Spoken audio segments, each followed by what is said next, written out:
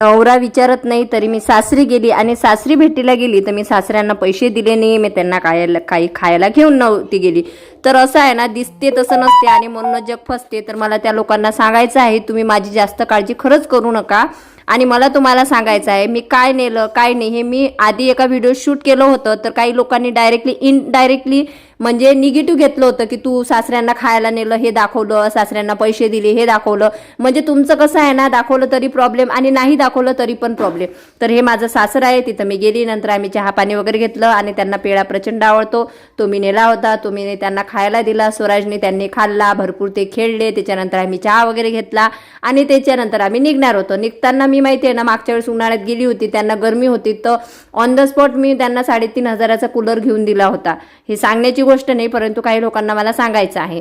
तर त्याच्यामुळं मी जशी माझ्या आईचं सर्व पूर्ण करते तसं मी सासऱ्यांचं सुद्धा सर्व पूर्ण करत असते. ते माझ्याकडून पैसे घेत नव्हते, परंतु मी म्हटलं की जर तुम्ही पैसे घेणार नाही तर मला राग येणार. त्याच्यानंतर स्वराजने नमस्कार केला, मी सुद्धा नमस्कार केलेला आहे. त्याच्यानंतर आम्ही घरी आलो आणि आईला सुद्धा किराणा वगैरे भरून देऊन जेवढा मला खर्चायला पैसे द्यायचे होते तेवढे मी आईला दिलेले आहेत.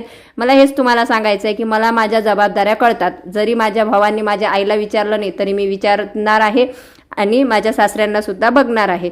तर शेवटी काय बाबा ते बाबाच असतात. तर त्यांनी ना स्वराजला 20 रुपये खाऊ दिला आणि 20 रुपये त्याच्या दीदीसाठी सुद्धा खाऊ दिलेला आहे. तर भेटूया नेक्स्ट व्हिडिओमध्ये. तोपर्यंत बाय बाय सर्वांना.